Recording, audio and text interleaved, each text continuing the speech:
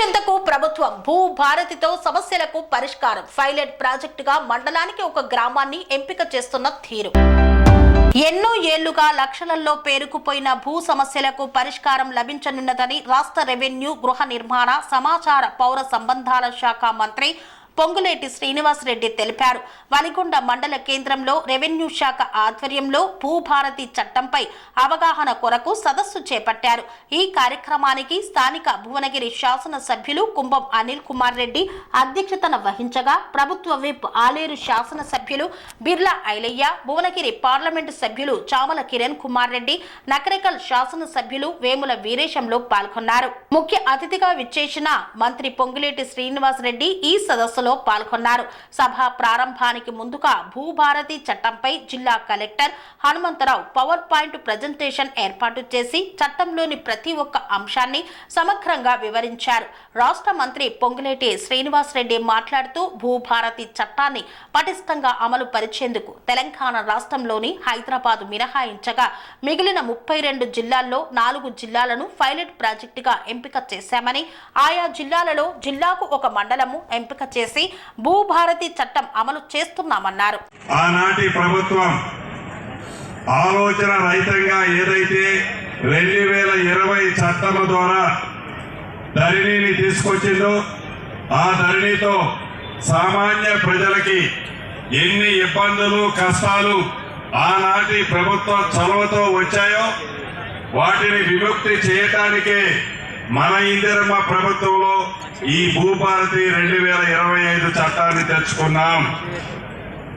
గౌరవ కలెక్టర్ గారు, నా సహచర మిత్రులు ఇంతకు ముందు చాలా విషయాలు మీకు చెప్పారు.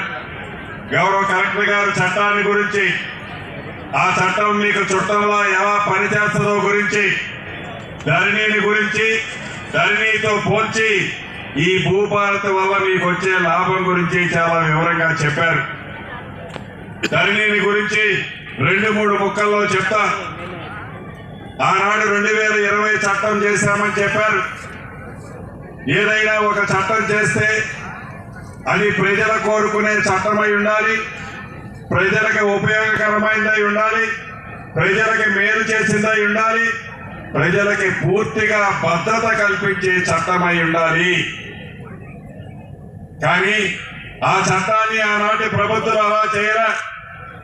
కేవలం వారి గొప్పతనం కోసం, వారి స్వార్థం కోసం, వారి లాభం కోసం 4 గోడల మధ్య నలుగురు వ్యక్తులు 4 రోజుల్లో చట్టాన్ని చేసి నువ్వు ఎట్లా చేస్తావో చావని పెనం మీద ఆనాడు రుద్దారు.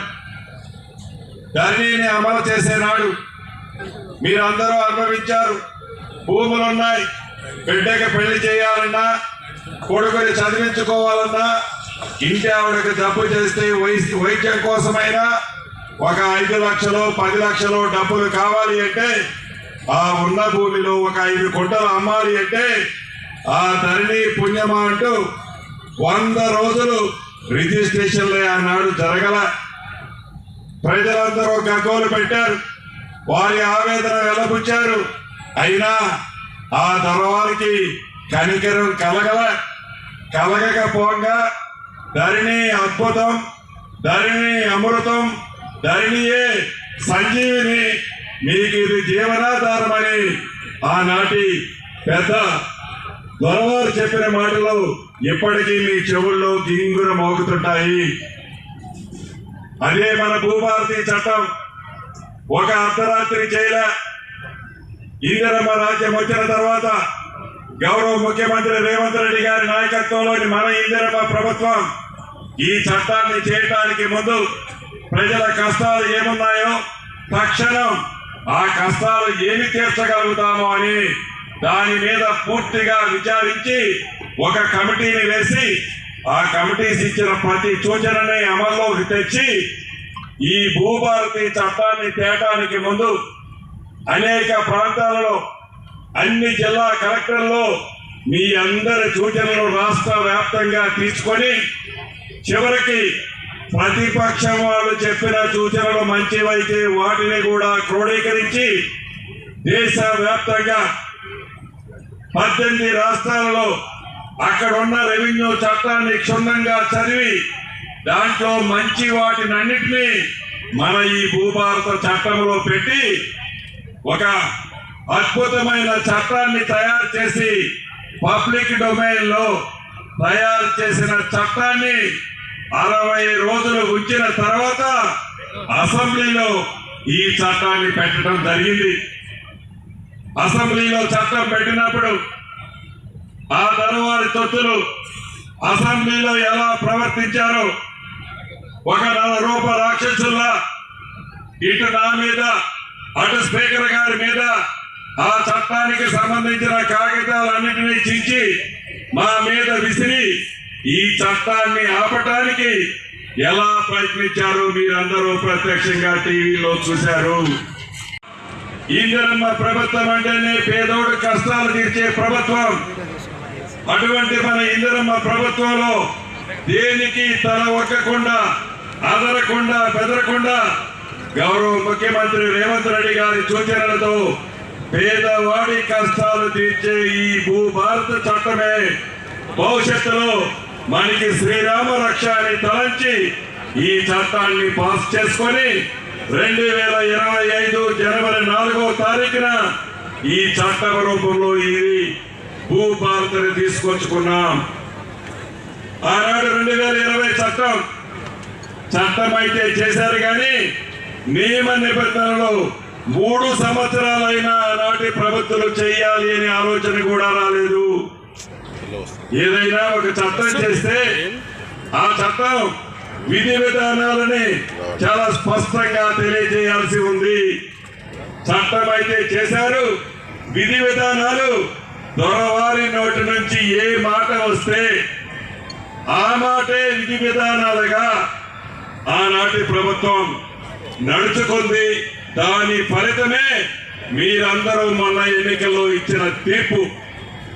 చట్టము ధరణి అంతకుముందు చేసిన చట్టం ఏ విధంగా మరి రైతులను ఇబ్బంది పెట్టిందో దాన్ని ఈరోజు భూభారతి చట్టం కొత్తగా మరి రాష్ట్ర ప్రభుత్వం రేవంత్ రెడ్డి గారు, పొంగులేటి శ్రీనివాసరెడ్డి గారు తీసుకొచ్చిన మరి యొక్క సదస్సు, ఈ అవగాహన సదస్సు ఇక్కడ ఒలిగొండ పెట్టుకోవడం చాలా సంతోషం. మంత్రి గారికి ధన్యవాదాలు చెప్తూ పెద్దలు రెవెన్యూ శాఖ మంత్రులు పొంగులేటి శ్రీనివాసరెడ్డి గారి నాయకత్వంలో ప్రతి రైతుకు తన భూమి మీద సర్వ అధికారాలు ఉండాలి. గత 10 ఏళ్లుగా ఏదైతే భూ సమస్యలను శాశ్వతంగా పరిష్కరించేదే ఈ భూదార్ చట్టం. కాబట్టి ఈ భూదార్ చట్టం పేదోళ్ళందరికీ ఒక చుట్టంగా, ఒక వరంగా సమస్యల పరిష్కారానికి వచ్చినటువంటి ఈ భూదార్ చట్టం, ఈ చట్టం మీద అవగాహన కల్పించడానికి ఈ యాదాద్రి భువనగిరి జిల్లా వలిగొండ మండలంలో పెట్టిన సభకు సభాధ్యక్షులు మీ ముద్దు బిడ్డ శాసనసభ్యులు అనిల్ కుమార్ రెడ్డి గారికి, పెద్దలు రెవెన్యూ శాఖ మంత్రులు, రెవెన్యూ శాఖే కాదు మనందరికీ రాబోయే రోజుల్లో శాశ్వతంగా ఇల్లు కట్టించే మంత్రి మా పెద్దన్న ఇలా పొంగులేటి శ్రీనివాసరెడ్డి గారు మనకు రావడం చాలా సంతోషం. పెద్దలు young dynamic leader MP Chamala Kiran Kumar గారు, అదేవిధంగా తోటి శాసనసభ్యులు వేర్ల వీరేశన్న గారు, డైనామిక్ నిజంగా కూడా అరటి పండు వచ్చి ఒలిచి తిరుమని చెప్పినటువంటి భూభారత చట్టం గురించి క్లుప్తంగా చెప్పినటువంటి గౌరవ కలెక్టర్ గారు, డీసీపీ యాదవ్ గారు, అదేవిధంగా వేదిక మీద ఉన్న పెద్దలకు. పనేసియా మెరిడియన్ హాస్పిటల్స్ ప్రతి సామాన్యుడికి అందుబాటులో అంతర్జాతీయ వైద్య ప్రమాణాలతో వైద్యం, 24 గంటల అంబులెన్స్ సర్వీసుతో పాటు అత్యవసర సేవలతో ఏర్పాటైన చికిత్సా విభాగం. మా దగ్గర గుండె సంబంధిత, మూత్రపిండ, కాలేయ, కంటి జబ్బులకు, మోకాళ్ల శస్త్ర చికిత్సతో పాటు కోవిడ్-19, బ్లాక్ ఫంగస్ వంటి వైరస్లకు, అన్ని రకాల ఆరోగ్య సమస్యలకు నమ్మకమైన అత్యాధునిక వైద్య చికిత్సను అందిస్తున్న హాస్పిటల్ పనేసియా మెరిడియన్ హాస్పిటల్స్. మీ ఆరోగ్య సమస్య ఏదైనా ఇప్పుడు పరిష్కారం సాధ్యం. సంపూర్ణ ఆరోగ్యం కోసం సంప్రదించండి Panacea Meridian hospitals, opposite Bheeramguda Kaman, RC Puram, Sangareddy district, pin code 502032. సంప్రదించాల్సిన ఫోన్ నెంబర్ 0845524177 మరియు 7893757770.